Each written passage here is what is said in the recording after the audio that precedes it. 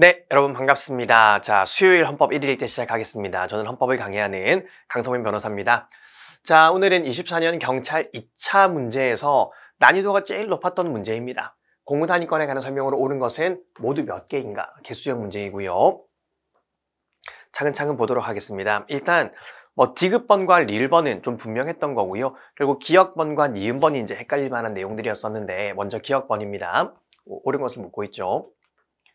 자, 기억번. 지방자치단체 공무원이 연구기관이나 교육기관 등에서 연수하기 위한 휴직기간은 2년 이내로 한다고 규정한 지방공무원법 조항은, 자, 그러니까 공무원이 연수를 받기 위해서 휴직을 하고 싶대요. 근데 그 휴직기간은 무한정을 할 수는 없고 2년 이내에서만 휴직을 해야 된다라고 규정한 조항은 연수 휴직기간의 상한을 제한하는 내용으로 공직 취임 기회를 배제하거나 공무원 신분을 박탈하는 것과는 관련이 없죠. 요거는 납득이 되시죠? 요건 사실 여러분들이 모르는 판례였어도 이해를 해야 되는 거야. 우리가 공무단위권이라는 건 지금 여러분들처럼 열심히 공부해서 공직에 취임하는 것, 내지는 우리가 공무원이 되었는데 부당하게 나를 신분을 박탈하는 것, 이런 것들이 공무단위권의 문제인 것이지 휴직 기간은 2년 이내로 하는 거야 라고 하는 건 공무단위권이랑 전혀 상관이 없죠. 자, 그러다 보니까 로스쿨, 법학전문대학원은 3년간 공부를 해야 되기 때문에 이 공무원이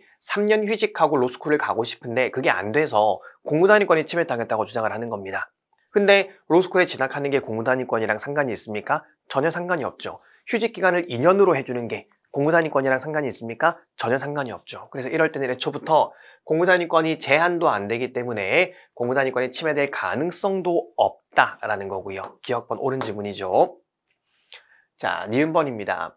자, 여러분, 공무원들은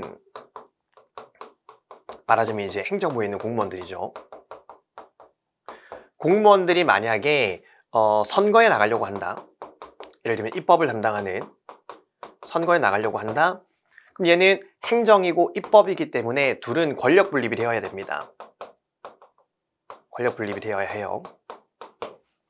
그렇기 때문에 이들이 선거에 나가려고 할 때는 공무원에서 90일까지는 먼저 퇴직을 해야 됩니다. 90일 전까지 퇴직을 해야지만 선거에 나갈 수가 있습니다. 왜냐하면 어쨌든 권력 분립 문제가 생길 수가 있으니까. 자, 그런데 삼성전자 직원이 선거를 나가려고 합니다. 삼성전자 직원이 선거 나갈 때 이 사람은 삼성전자에서 90일 전에 퇴사해야 될 필요 있습니까? 이게 권력 분립 문제 발생합니까? 전혀 그렇지 않죠. 그렇기 때문에 일반 사기업체 직원들은 당연히 선거를 나가려고 할 때 그냥 원하면 언제든지 사직하고 언제든지 나갈 수가 있습니다. 마찬가지인데 농협협동조합장, 우리가 농협도 어제도 얘기를 했었고 자주 얘기하지만은 농협은 기본적으로 우리가 사법인이라고 보잖아요. 그래서 기본권의 주체도 된다라고 보잖아. 그렇기 때문에 이 농협은 사법인에 불과하지 여기 농협조합장이 공무원이 아니란 말이죠. 공무원이 아니란 말이죠.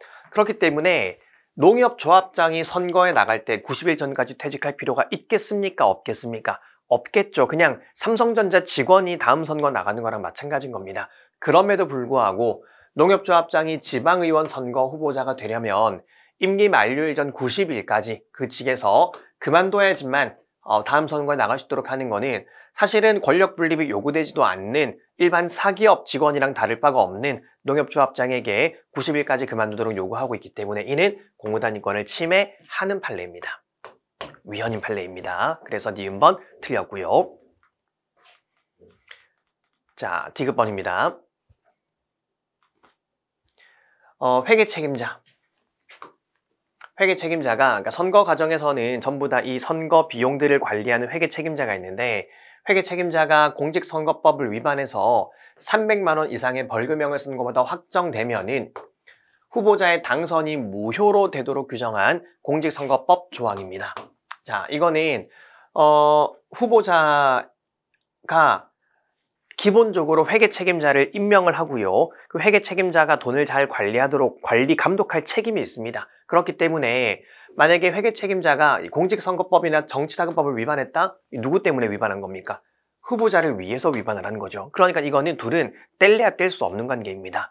근데 그 법을 위반해서 300만 원 이상의 벌금까지 받았다? 이는 굉장히 질 나쁜 범죄를 저질렀다라고 인정을 받을 수가 있습니다. 따라서 후보자의 당선이 무효로 되도록 하는 거는 중간 판단할 필요 없이 공무단일권을 침해하지 않습니다. 요거 디귿번은 합헌 판례이고요. 자, 리을번입니다. 아동 청소년 이용 음란물임을 알면서 이를 소지한 죄로 형을 선고받아 그 형이 확정된 사람은 공무원이 될 수 없도록 하는 거. 자, 요것도 우리가 많이 봤었는데요. 자, 성범죄자가 택시 운전 못하게 하는 건 합헌입니다. 그렇죠? 왜냐하면 택시는 밀폐된 공간에서 이제 승객과 이제 기사님 두 분만 타는 거고, 그 안에서 또 어떤 일이 생길지도 모르고, 승객 입장에서도 기사님이 성범죄자면 굉장히 불안할 겁니다. 사람을 만나는 일이니까. 두 번째, 성범죄자는 선생님도 될 수가 없습니다. 선생님도 말 그대로 사람을 만나는 일이기도 하고, 학생과 이제 둘이 있는 공간들이 있을 수가 있기 때문에 선생님이 될 수가 없어요. 하지만 성범죄자가 공무원이 되거나 군인이 되는 거는 평생 금지할 이유는 없다라는 거예요. 왜? 공무원은 제가 강의 때 말씀드리지만 보일러실에서 근무하면 되잖아요. 그렇죠? 보일러실에서 그냥 혼자 외롭게 쓸쓸히 보일러 틀면서 근무하면 되는 거잖아. 사람 만나지 않아도 되는 거잖아요. 그러니까 공무원이나 군인의 업무들은 사람을 만나는 업무도 있지만 사람을 만나지 않는 업무들도 있는데 그런 걸 고려하지 않고 성범죄자라는 이유만으로 무조건 공무원이 될 수 없게 하는 건 판례가 최근에 공무단일권을 침해한다라고 이야기를 했죠. 그래서 리을번도 틀린 지문입니다. 그래서 오늘 문제는 옳은 지문이 기억번밖에 없어서 정답은 1번 한 개였습니다. 어쨌든 24년 경찰 2차에서 가장 정답률이 낮았던, 난이도가 높았던 문제였습니다. 여러분들 오늘도 고생하셨고요. 저희는 내일 뵙도록 하겠습니다. 수고하셨습니다.